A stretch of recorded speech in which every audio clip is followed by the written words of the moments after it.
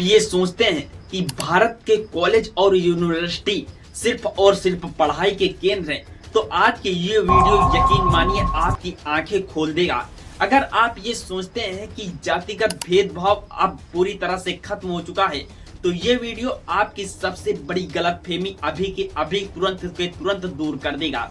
और अगर आप ये सोचते हैं कि यूजीसी का नया कानून सिर्फ SC/ST छात्रों से जुड़ा हुआ है, तो समझ लीजिए कि ये फैसला सीधे हर स्टूडेंट, हर टीचर और हर पेरेंट्स को प्रभावित करने वाला है।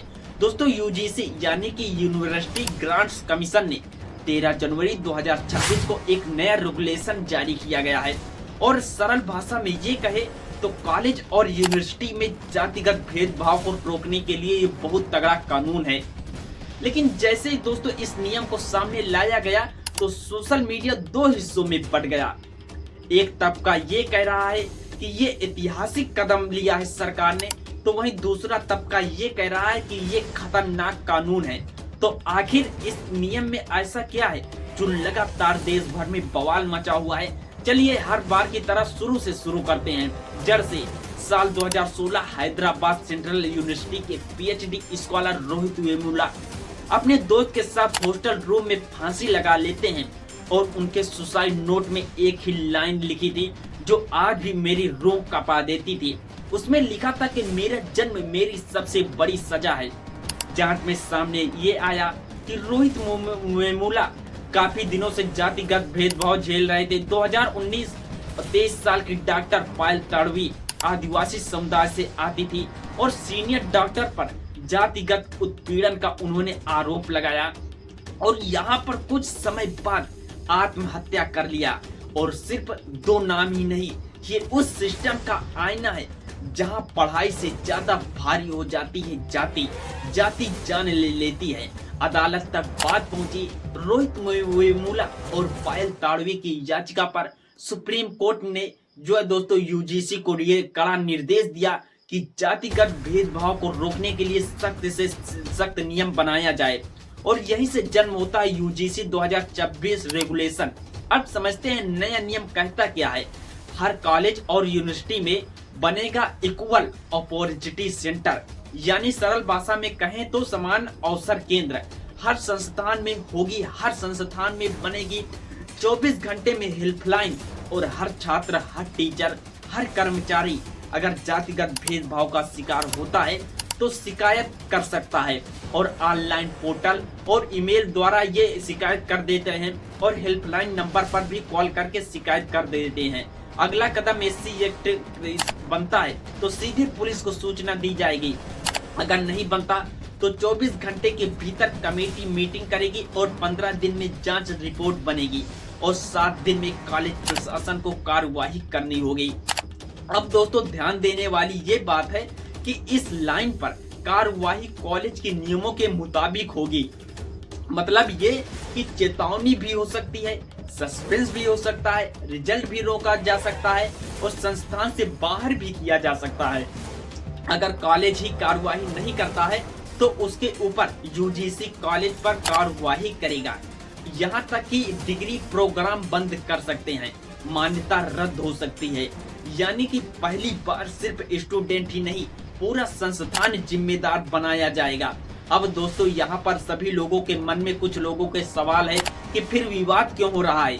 विवाद की पहली वजह यह है कि इस नियम में SC/ST के साथ OBC को भी पीड़ित श्रेणी में रखा गया है। जनरल कैटेगरी के छात्र ये कह रहे हैं कि OBC को शामिल करने से छोटी शिकायतें को संभावना बढ़ जाएगी। और वहीं आपको बता दूं दूसरा बड़ा आरोप 2012 के पुराने नियम में अगर कोई झूठी शिकायत करता था तो उस पर जुर्माना के साथ प्रावधान भी किया जाता था और नए नियम में ये प्रावधान पूरी तरह से हटा दिया गया है। मतलब अगर कोई झूठी शिकायत करे तो उस पर सीधे सजा का कोई जिक्र नहीं है। यही डर पैदा होता है जनरल कैटेगरी में। जनरल कैटेगरी के छात्रों का कहना है कि ये कानून हमें पहले दोषी मानकर बनाया गया है। और सबसे बड़ा सवाल, अगर किसी भी जनरल कैटेगरी छात्र के साथ जातिगत भेदभाव हो तो उसकी सुरक्षा कहाँ है? ये बड़ा सवाल है। ये बात माननी पड़ेगी कि भारत के जाति एक पिरामिड बन चुका है। SC ST के भीतर भी जातियां हैं, OBC के भीतर भी जातियां हैं, उनके बीच भी भेदभाव होता है। लेकिन दोस्तों गाइडलाइन इस सारी जटिल सच्चाई को साफ तरीके से एड्रेस नहीं करता है। अब दोस्तों दूसरा पक्ष भी उतना ही मजबूत है।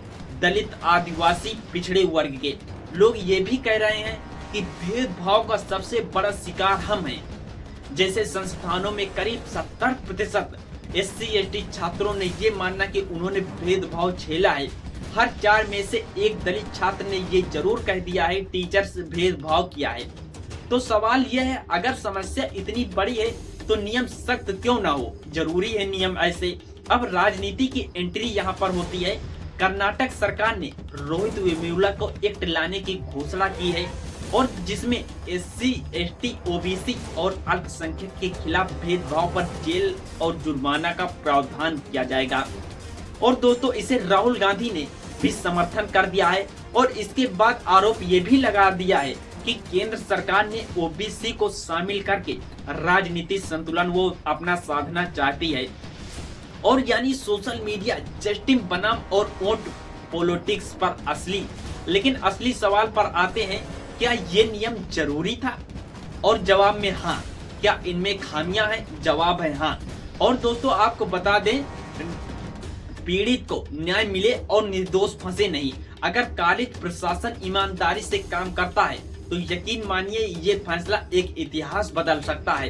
अगर जब प्रशासन पक्षपात हुआ तो यही नियम हथियार बन जाएगा। तो दोस्तों फैसला आपके हाथ में है कि आप इस फैसलों को किस हद तक क्या समझते हैं। बाकी अपनी प्रतिक्रिया क्या है कमेंट बॉक्स में जरूर दीजिएगा। मिलते हैं किसी नेक्स्ट वीडियो में, तब तक के लिए जय हिंद, जय भारत, वंदे मातरम।